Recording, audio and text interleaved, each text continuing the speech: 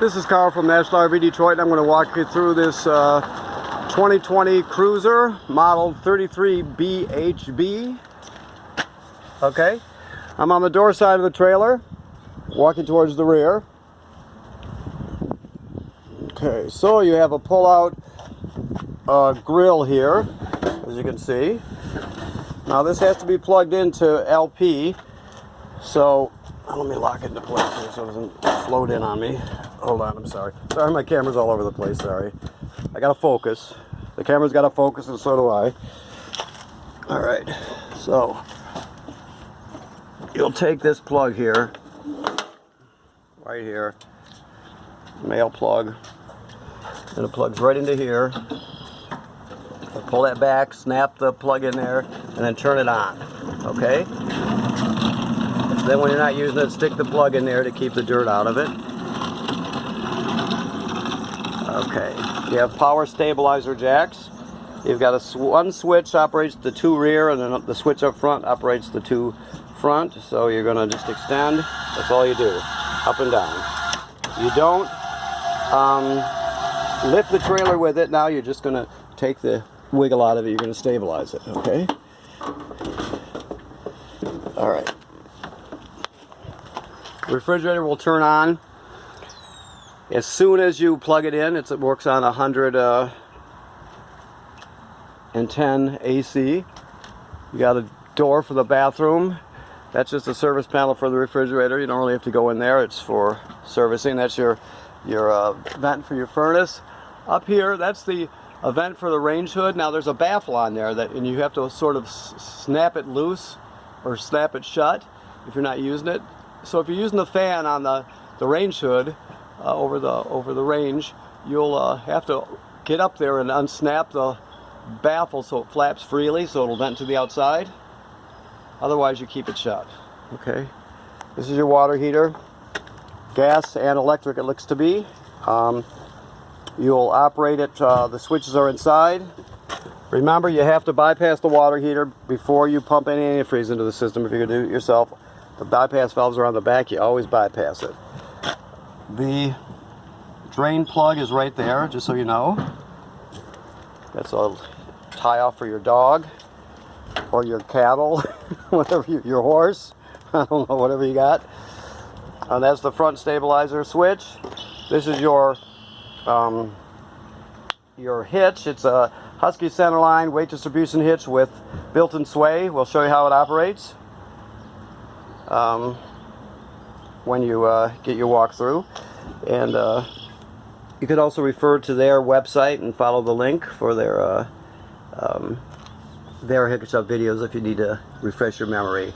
This is just a spout that goes on to as for a sprayer or to hose things down, as you can see. Okay, this little crank here, that's for the power tongue jack. If it was ever to fail, you can pull this cap off and use that crank. This is for the stabilizers. If they ever fail, I better make sure I know what I'm talking about before I get over there. Let me see. Just to make sure. Yes. So you can see on the other side, you could actually put that crank right on there. And if they ever fail, you can crank them manually. Okay. Like I said, this is your power tongue jack. Up and down, obviously. You got your LP regulator here and your 20-pound tanks here. You got a deep cycle marine battery. That little plug there is in case you wanted to buy a solar panel to charge your battery. You would plug it in right there. Alright, let me look around a bit here to make sure I'm not missing anything. I am. See? This is power. And this is a cable or antenna or satellite. So you could, hopefully you can see that. I'm sorry, I'm not doing a very good job with the camera. This is in case you want to put a TV outside. That's simple. Okay. So walking around to the other side, come over here to the water station. That's obviously your dump hose there.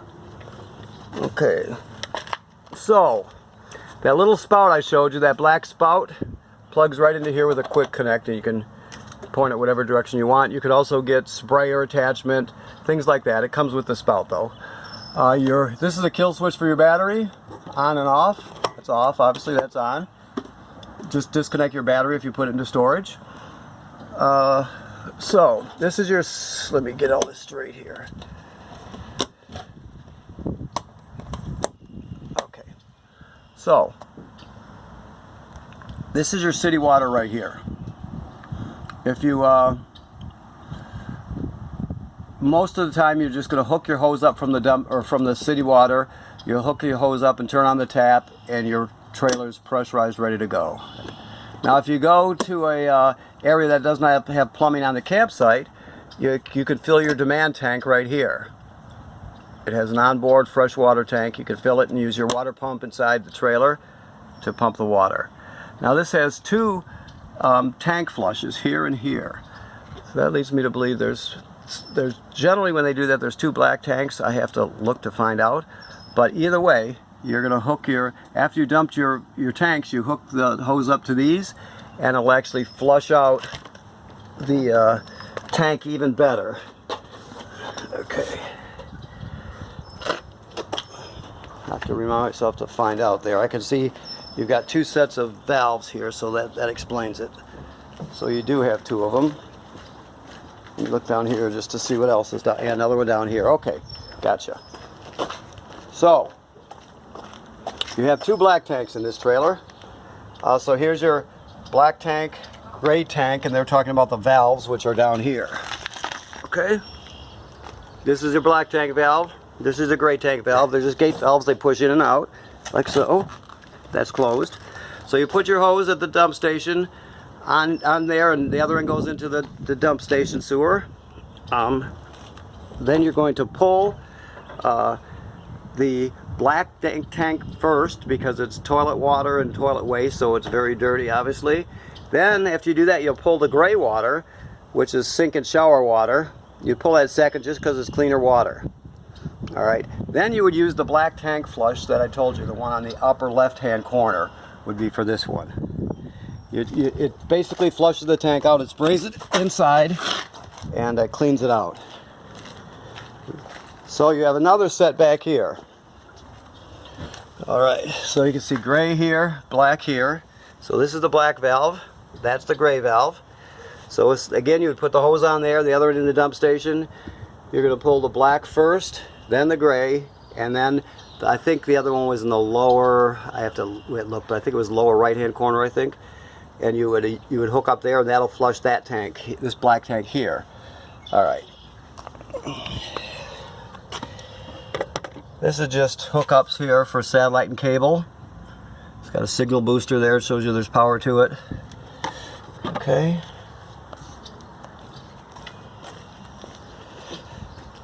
This has a 50 amp service, so this is a 50 amp cord, as you can see, and we give you reducers for it to reduce it down, so you can always get it plugged into something. This is pre-wired for a backup camera, so if you want to get one, it's a Furion camera. It has to be the camera that fits in that housing or it won't work. You have a ladder, so it makes it easy to inspect your roof. You want to go up there 3 times a year, once in the spring, once in the fall, once in the middle of the summer.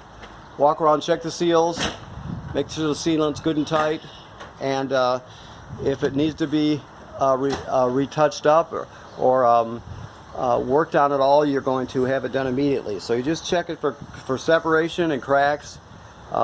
You may go up there 10 times and see nothing, or 20 times and see nothing. You don't know. The third time you go up there, you may need some kind of a touch-up. You just don't know. These things are handmade, so that's why you're inspecting it. Alright, so let's go inside.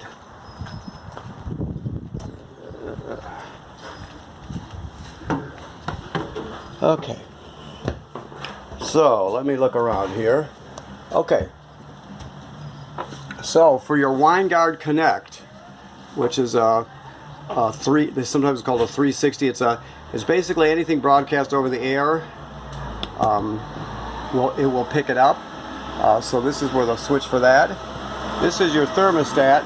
You're just going to push the mode once to light it up, and then you'll cycle through the options: fan, air conditioning, heat, and off. Just keep in mind there's a lag time for everything on and off, so you're going to wait 5 seconds or more before it actually reacts to your selection, but it will. These are for this trailer is equipped with heaters for the holding tanks. That allows you to stay out later in the fall and go out earlier in the spring. So these are each one of them. You just turn them on, and it has heating pads on the tanks, and it just keeps them from freezing. Okay. Hopefully you can see this because the sun's so bright. This is your power converter. This converts 110 AC down to 12 volt DC. So you see you got regular household circuit breakers here, and they're labeled. That's the AC side. Then it converts the rest down to DC power. You got 12 volt fuses there, and they're all labeled. If any of these fuses blow, they light up, and you can see them through this tinted plastic. This is also a battery charger, so it'll always sense your battery and send as much energy as it needs to keep it charged, as long as you're plugged in. This is the carbon monoxide and LP gas detector. It should always be green. The pilot light should always be green. And if it goes off, you're going to go outside, shut off your gas, and figure out what's going on. Alright, so your TV obviously works like any other TV. You have a fireplace. The fireplace has it's a space heater, so you have a fan speeds, and you have a thermostat on there. You can adjust the look of the flame, that sort of thing. It's good to use in the because it works on 110 AC, so it's good to use on the days where you don't need to use your furnace. That way you'll save on your propane. Okay, so here's your control panel. We'll start right here. So your battery is charged. Fresh water's got a little bit in it because we're water testing it. Your first black tank is empty. Second black tank is empty. First gray tank is empty. Second gray tank, which they're calling galley, it's still a gray tank. This means it's the kitchen tank. Those are empty. As they fill, you can see it graduates up in 1/3 increments till it's full. Once you get past 2/3 with your holding tanks, you're going to have to start thinking about when you're going to dump it, of course. You've got 2 slide-out switches and an awning switch. Always make sure the awning's free of obstructions when you're putting it out, and never leave it out unattended, because if you do, the wind can come up really quickly and damage it. Just takes an instant, so be careful about that. Always put it away. This, to turn your onboard water pump on, you're just going to do that. If you're at a campsite that doesn't have plumbing on the site, you've put water in your fresh water tank. All right, your tank heater on gas is right here. I'm sorry, your water heater, gas, light it there, electric there. Always make sure there's water in there before you turn it on. And of course, this trailer has to be winterized, so there are bypass valves on the back of the water heater that need to be switched if you're going to pump antifreeze into it. That's something you'll have to learn about or have done if you don't already know. All right, and these are just lights here. Okay, so that covers the panel. Your radio, basically, you can stream off. It's AM/FM radio. You can also stream off this USB here. This is an HDMI in, so if you wanted to get a Blu-ray player or a game machine or a combo, you could always go in that way. And so it'll just you can always I'm getting ahead of myself here. You can always get it straight into the system this way. So whatever device you're using, you're just going to plug it in there and then select it. Go to your source menu and select it. Okay. Hopefully that made sense to you. Okay, let me look to make sure I'm not missing anything here. I think we're covered it. You can also hook up wirelessly with your Bluetooth, so you can play your MP3s from your phone or your tablet. This will convert to a bed. You just take the bracket off and drop it down onto the cleats and use the cushion to fill in the space. This one here, this sofa, is a tri-panel, so you just pull the cushions off and it folds out. It's very simple. Your microwave works like any other microwave. It's very large. This one has the fan and the light in it. Remember I told you about opening the baffle on the vent outside if you're going to use it. This